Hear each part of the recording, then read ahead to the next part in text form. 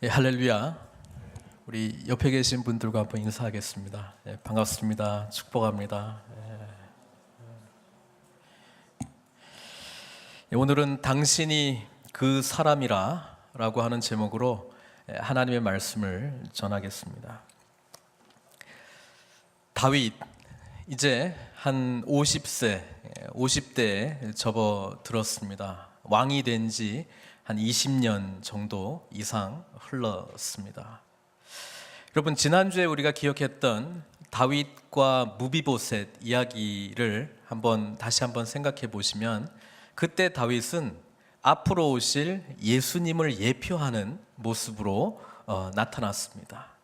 마치 죄인 되었던, 아무런 자격 없었던 무비보셋과 같은 우리가 주님의 식탁에서, 왕의 식탁에서 하나의 왕자들과 같이 앉을 수 있다라고 하는 그 은혜는 다윗이 앞으로 오실 예수 그리스도, 또 그분께서 우리에게 베풀어 주신 은혜의 식탁 가운데 아무 자격도 없는 우리들이 무비보셋처럼 한 자리 앉아 있을 수 있다는 은혜입니다. 근데 오늘 우리가 살펴보는 다윗은 앞으로 오실 예수님을 예표하는 다윗의 모습이 아니라 오히려 죄 가운데 타락한, 하나님으로부터 완전히 버림받을 수밖에 없는, 율법의 기준에 의하면 1%도 지키지 못했던 완전히 죄 가운데 있는 다윗을 만나게 됩니다. 오늘 그래서 이 다윗은 사실 저와 여러분들을 예표하는, 죄 가운데 타락했고 하나님의 형상이 깨어져 버린, 더 이상 하나님의 은혜가 없는 저주 가운데 있는 사람을 예표하는 다윗이다, 그렇게 이해하고 오늘 말씀을 보기를 원합니다. 다윗은 지금 왕이라고 하는 그 자리, 20년 이상이나 왕의 자리를 차지하고 앉아 있으면서 한 가지 중요한 것을 잊어버리게 되었습니다. 그건 뭐냐 하면 자기보다 더 위에 계신 참된 왕이신 하나님이 왕이시다 라고 하는 것을 잊어버리기 시작했습니다. 오늘 본문은 그 다윗의 죄악이 완전히 드러나는 장면인데, 11장에 다윗의 구체적인 죄가 어떻게 만들어졌는지 우리는 11장의 내용들을 조금 보면서 오늘 본문은 이해하려고 합니다. 11장 1절 말씀입니다. 한 목소리로 같이 읽겠습니다.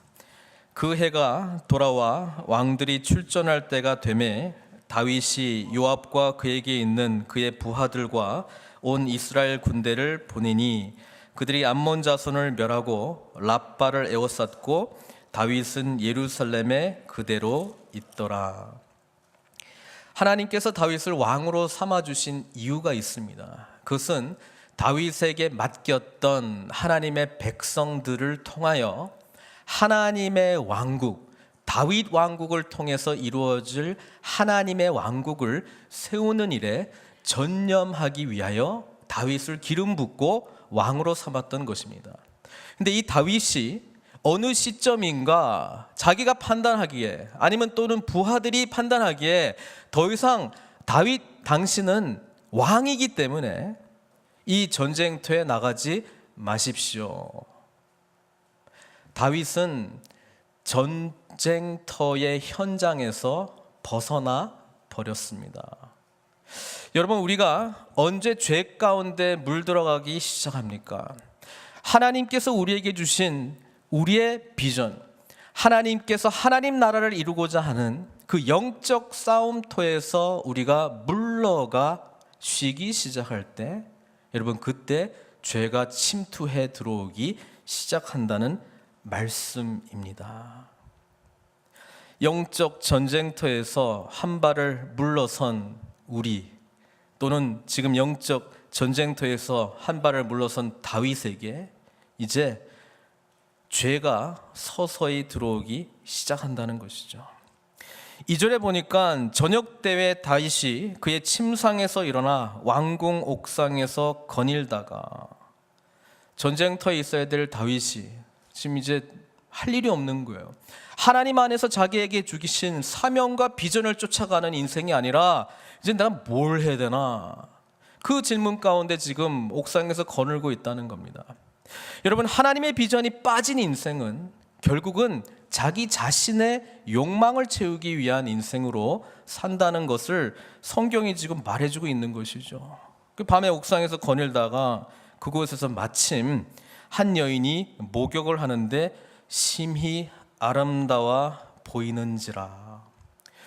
여러분, 지금 11장에 제일 많이 나타나는 동사가 뭐냐면 보냈다라고 하는 겁니다. 보냈다라고 하는 동사. 보세요. 1절에 다윗이 왕들이 충돌할 때에 다윗이 요압과 그들에게 있는 그의 부하들과 온 이스라엘 군대를 보냈잖아요.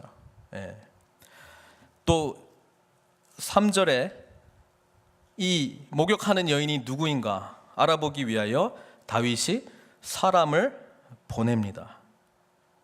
그러니까 그 사람이 이렇게 이야기합니다. 엘리압의 딸이요 헷 사람 우리아의 아내 밧세바입니다. 이렇게 이야기합니다. 다윗이 그 정보를 듣고 4절에 또 뭐합니까? 전령을 보냅니다. 그렇죠? 그리고 밧세바와 하룻밤 보내고 난 이후에 밧세바가 임신했다는 소식을 듣게 됩니다. 그 다음에 다윗이 큰일 났다, 이걸 어떻게 무마해야 되는데 어떻게 합니까? 6절에 요압에게 기별하여 헷사람 우리아를 내게 보내라. 우리아를 보내달라 요청합니다. 우리아는 충실한 사람으로 묘사되어 있습니다. 하나님의 택함 받은 유다 지파의 다윗이 아닌, 유다 공동체도 아닌 헷사람입니다. 헷사람. 근데 오히려 다윗보다 더 충성스러운 모습을 지금 보여주고 있다는 것이죠. 우리아가 집에 가서 자기 아내랑 시간을 보내면 좋은데 그렇지 않는 것입니다. 그래서 왜 집에 가지 않느냐, 가서 내 아내를 즐기고 그 좀 쉬다가 오면 얼마나 좋으냐, 이렇게 이야기하니까 우리아가 다윗에게 11절에 이렇게 이야기합니다. 언약궤와 이스라엘의 유다가 야영 중에 있고, 원어로 하면 텐트 중에 있고, 내 주 요압과 내 왕의 부하들이 바깥들에 진치고 있거늘 내가 어찌 내 집으로 가서 먹고 마시고 내 처와 같이 자리이까. 내가 이 일을 행하지 아니하기로 왕의 살아계심과 왕의 혼의 살아계심을 두고 맹세하나이다. 여러분, 사무엘하 7장에 다윗이 백향목으로 만들어진 자신의 궁에서 잠을 못 이룹니다. 왜? 하나님의 언약궤가 어디에 있기 때문에? 장막 가운데 있기 때문에. 지금 우리아가 전쟁터에 승리하기 위해서 지금 언약궤가 나갔거든요. 그 장막 안에 있는 거예요. 이스라엘과 온 유다도 지금 장막 안에 있는 거예요. 왕은 지금 편안하게 백향목궁에 있습니다. 그런데 하나님이 자기의 참된 왕으로 살아가지 못하고 있기 때문에 이전에 자기가 고백했던 나는 백향목궁에 거하고 있는데 어떻게 하나님의 언약궤가 그런 장막 가운데 있을 수 있느냐. 우리아의 이 목소리를 통해서 자신이 하나님 앞에서 어떤 사람이었는가를 깨달아야 되는데 전혀 들어오지 않습니다. 그래, 충성스럽단 말이지. 안 되겠네. 충성스러운 우리아를 없애야 되겠다. 그래서 우리아를 다시 돌려보냅니다. 보낸다는 이야기 또 나오죠. 보내는데 우리아의 손에 편지가 들려있죠. 그 편지의 내용은 뭡니까? 요압 장군, 군대 장관이었던 요압 장군이 읽어야 될 내용입니다. 충성스러운 우리아였기 때문에 충성스럽게 편지를 전달할 걸 믿고 그 편지의 내용 속에는 요압 장군이 펼쳐보게 되면 우리아를 최전방으로 보내라. 죽였으면 좋겠다. 그걸 딱 요압 장군이 감지합니다. 이제 다윗의 이 더러운 일들을 요압 장군이 대신해서 합니다. 요압이 우리아를 보냅니다. 최전방으로 보냅니다. 그리고 죽게 합니다. 다윗이 원했던 그 소식을 전령을 다시 보내서 다윗이 소식을 듣게 됩니다. 우리아도 죽었나이다. 여러분, 이 보냈다라고 하는 내용이 얼마나 많이 반복되는지 몰라요. 누가 보낼 수 있습니까? 다윗이 왜 자꾸 사람들을 보냅니까? 다윗이 왕권을 쥐어받은 이유가 무엇입니까? 바로 하나님의 나라를 세우기 위한 것 아니었습니까? 근데 다윗은 더 이상 하나님이 참된 왕으로 앞에 있지 않기 때문에 지금 뭐 하고 있는 거예요? 왕 노릇은 하고 있는데 자기 욕망을 위한 왕 노릇을 하고 있다는 거예요. 여러분, 자기 욕망을 채우기 위한 왕 노릇 하기 시작할 때 사실은 행복할 것 같고 만족할 것 같고 이 삶에 어떤 의미를 느낄 것 같아서 그렇게 하고 있습니다만은 성경은 분명하게 이야기해 주는 거예요. 이것은 멸망의 길이요, 죽음의 길이요, 처참한 저주의 삶이라고 하는 것을 말씀해 주고 있는 겁니다. 여러분, 우리 사도라고 하는 단어를 알고 계시죠? 사도라고 하는 뜻이 무엇입니까? 보냄을 받은 사람들입니다. 여러분, 하나님 없이, 하나님의 비전 없이 주님의 나라와 상관없는 보내고 보냄받는 삶은 결국 자기 욕망을 이루기 위하여 보냄받고 보내는 인생입니다. 하나님 없이 왕 노릇하는 인생이라는 것입니다. 그러나 하나님은 오늘 12장 첫 번째 절에 뭐라고 이야기합니까? 여호와께서 나단을 다윗에게 어떻게 했다고요? 보냅니다. 여러분, 우리 삶의 진정한 변화는 하나님이 보내신 사람들을 통하여 이루어진다는 말씀입니다. 하나님의 말씀을 순종하는 자는 하나님께서 보내신 그 사명을 온전히 충실하게 이행할 때에 하나님의 거룩한 나라가 세워지고 우리의 삶 가운데 참된 만족과 기쁨이 주어진다는 사실입니다. 사무엘하 11장에 그려진 다윗의 죄, 아까 제가 서두에 말씀드렸지만 우리 인간이 하나님의 말씀 앞에 완전하게 100% 죄를 범한 그 인간을 예표하고 있는 것입니다. 여러분, 구약의 하나님의 말씀의 정점이 뭡니까? 십계명이죠. 다윗은 오늘 11장의 내용에 근거해서 십계명의 모든 계명을 완벽하게 지키지 못했습니다. 먼저 밧세바와 간음했습니다. 7계명을 지키지 못했습니다. 다윗은 우리아의 아내를 도둑질했습니다. 8계명을 어겼습니다. 다윗은 우리아에게 왕의 입술을 통하여 마음의 욕망을 채우고 자신의 죄를 잠재우기 위하여 거짓말을 합니다. 9계명을 어겼습니다. 10계명, 내 이웃의 집을 탐내지 말라. 내 이웃의 아내나 탐심으로 말미암아 이웃의 아내였던 우리아를 범했습니다. 10계명을 어겼습니다.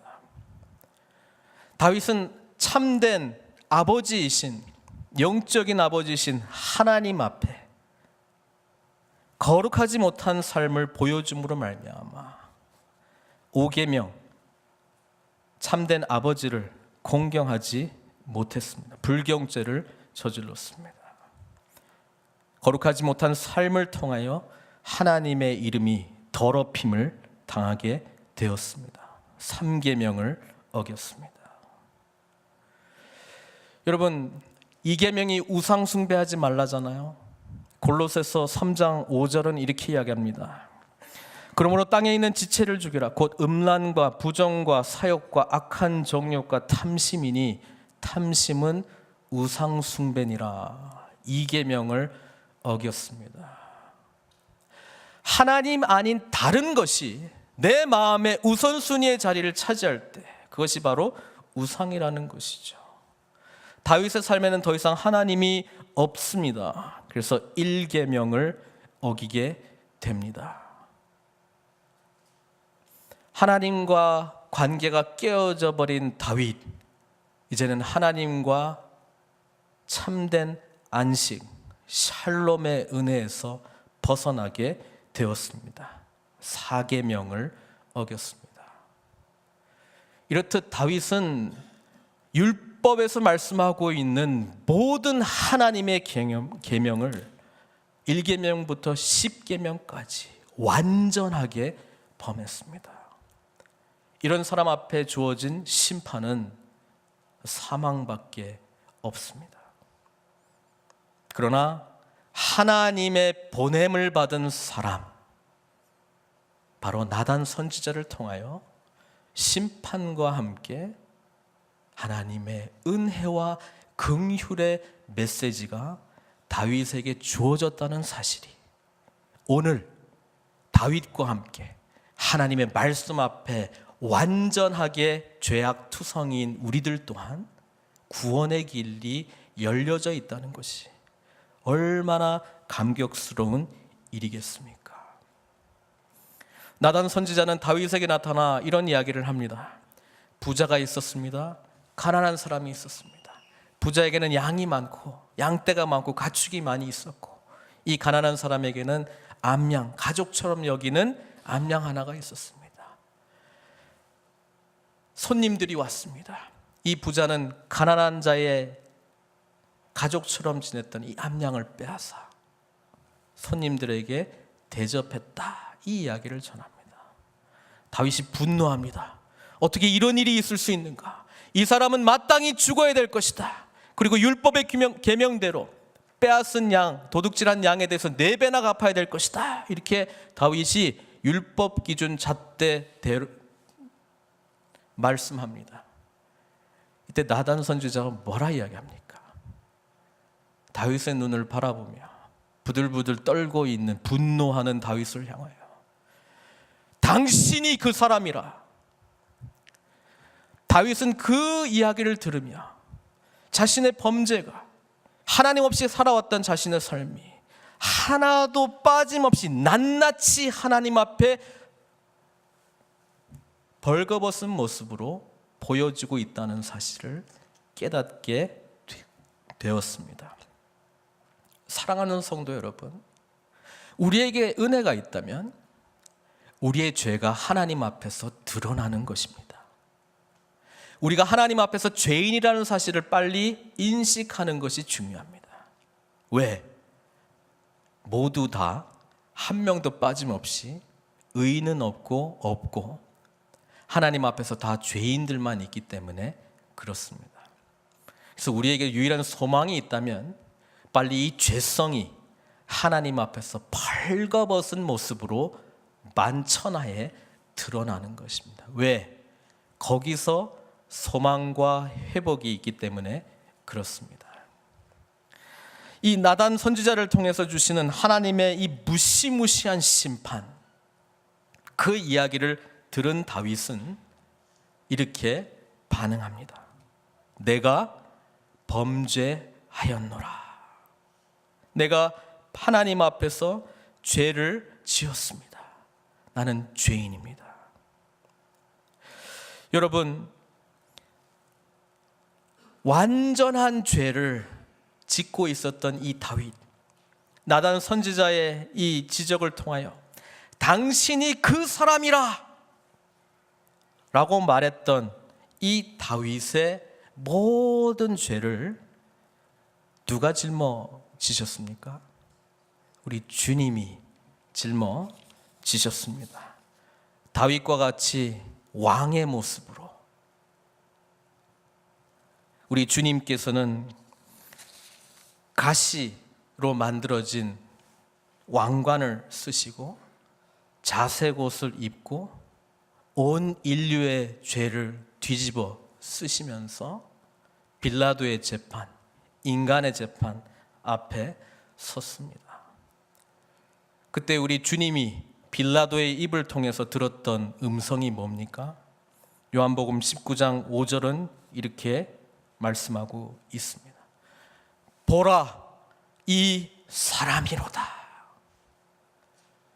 당신이 그 사람이라 라고 하나님 앞에서 완전하게 범죄했던 이 다윗의 죄를 보라, 이 사람이로다 라고 하는 빌라도의 심판 앞에서 예수 그리스도는 모든 인류의 죄를 직접 담당하셨다는 사실입니다.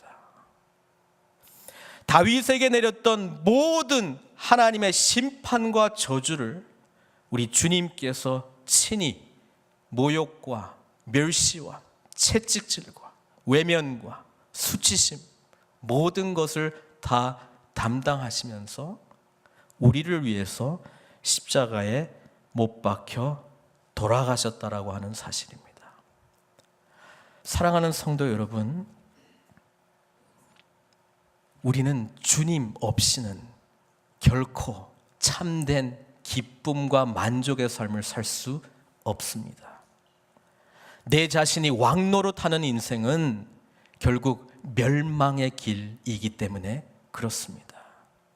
그렇기 때문에 다윗이 하나님 앞에서 의로운 자로 다시 회복하게 된 이 이야기는 오늘 우리들에게 얼마나 큰 감격의 복음의 이야기가 아닌지 모릅니다. 다윗은 하나님 앞에 완전하게 죄인이었으나 회개함으로 말미암아 구원의 길이 열렸다는 사실을 우리가 안다면 우리는 예수 그리스도의 피 묻은 십자가의 복음으로 말미암아 우리가 그 십자가 앞에서 회개할 때 완전한 이 죄악이 하나님 앞에 완전하게 용서함을 받고 다시 회복의 역사가 일어난다는 이 놀라운 사실이 예수 믿는 자가 살아가야 될 은혜 받은 자의 반응하는 삶이라고 하는 것이죠. 따라서 진짜 예수님을 만났다라고 하는 이야기는 내가 하나님 앞에서 얼마나 철저한 죄인인가, 그리고 죄 사함 받은 그 은혜를 깨달은 자만이 진정으로 주님께서 우리에게 허락하신 이 은혜에 참여할 수 있다는 것입니다. 다윗은 하나님의 은혜를 많이 받은 사람이었으나 자꾸 왕의 자리에, 왕의 위치에 있었기 때문에 보내고 명령하고 왕노릇하는 거에 익숙해지기 시작했어요. 그러나 자기보다 참된 왕이신 하나님이 계시다는 것을 망각하기 시작할 때에 이 보내고 명령 내리고 자기의 삶을 주관하는 것들은 결국 뭐예요? 우리 육신의 소욕의 소용돌이 속에서 사람들에게 상처 주고 죽음을 안겨주고 아픔을 안겨주고 그런 왕노릇의 삶으로 귀결되었다는 것입니다. 하나님께서는 우리가 왕자, 공주와 같이 하나님의 거룩한 나라 속에서 하나님의 왕권을 누리는 삶을 살기를 원하십니다. 그러나 그러기 위해서는 우리는 완전한 죄악을 범할 수밖에 없었던 존재라고 하는 것을 망각하시면 안 되고, 내가 이 자리에 있었던 것은 전적으로 나의 참된 왕이신 하나님 때문입니다 라고 하는 이 고백이 우리의 날마다의 고백이 되어야 될 줄로 믿습니다. 11장 죄가 침투에 들어오기 시작할 때가 언제라고요? 하나님 은혜 안에서 주님의 나라를 위한 영적 전투의 한복판에서 내가 살아가고 있다는 것을 망각하기 시작할 때 죄가 침투에 들어왔다는 것입니다. 그 모습이 어떤 거냐면 이렇습니다.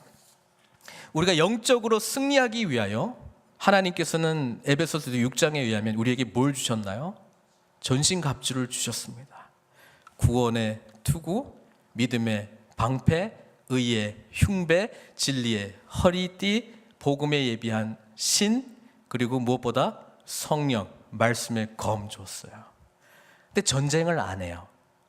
그러면 투구, 흉배, 허리띠, 이 신, 방패 이런 것들은 전쟁 안 하니까 어디다 갖다 놓을까요? 그냥 벽에 걸어 놓는 거예요. 가지고는 있어요. 뭔지는 알아요. 쓰지를 않습니다. 입지를 않습니다. 왜? 필요가 없으니까. 구원의 투구 소장은 하고 있어요. 그러나 영적 전쟁터에 없기 때문에 사용하지를 않습니다. 여러분, 우리가 이 가운데 있지 않습니까? 하나님의 은혜가 뭔 줄 알고, 구원이 뭔 줄 알고, 의가 뭔 줄 알고, 진리가 무엇인 줄 알고, 복음이 뭔지를 몰라서 우리가 안 하는 게 아닌데 사용하지를 않습니다. 쓰지를 않습니다. 입지 않습니다. 왜? 하나님의 거룩한 나라를 향한 그 길에 우리가 서 있지 않기 때문에 그렇습니다. 우리가 우리 삶을 책임지고 왕노릇하고 사람을 보내고 하는 이 모든 과정들이 우리의 욕망을 채우고 만족을 채우기 위한 것이지 결코 사도로서의 삶, 진정한 보냄을 받은 자의 삶을 사는 것이 아니기 때문에 그렇습니다. 성도 여러분, 지금 어디 있습니까?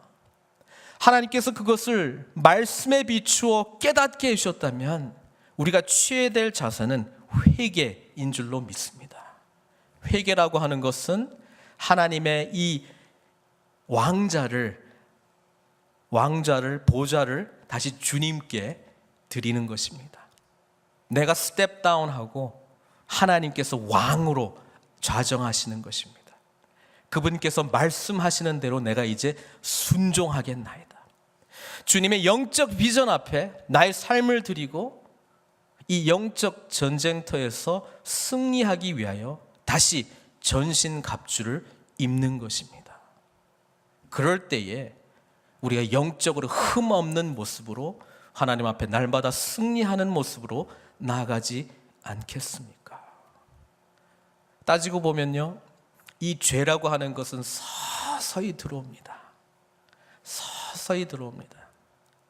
성경은 우리가 신앙의 연수가 깊어지고 하나님과의 관계가 깊어질수록 우리가 더 영적으로 깨어있기를 바라는데, 세상은 너 자신을 위해서 나름대로 투자하다가 어느 시점 되면 이제 즐겨라, 너 자신을 위해서 살아라, 너 자신을 위해서 투자해라 라고 우리의 진정한 목적으로부터 벗어나게 한다는 사실입니다.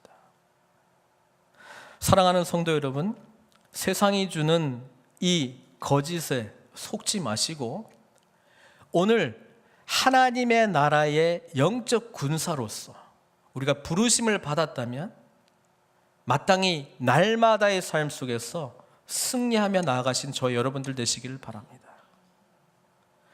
다윗의 이야기가 기록된 것은 이 완전한 죄, 악 가운데 있었던 우리들을 완전하게 구해 주실 수 있는 분은 예수님밖에 없다는 것을 말씀해 주기 위함입니다. 다시 그분께 우리의 삶의 왕자를 드리시고 우리의 삶을 주장하시도록 하나님께 모든 것을 내어드리는 저와 여러분들 되시기를 주님의 이름으로 축원드립니다.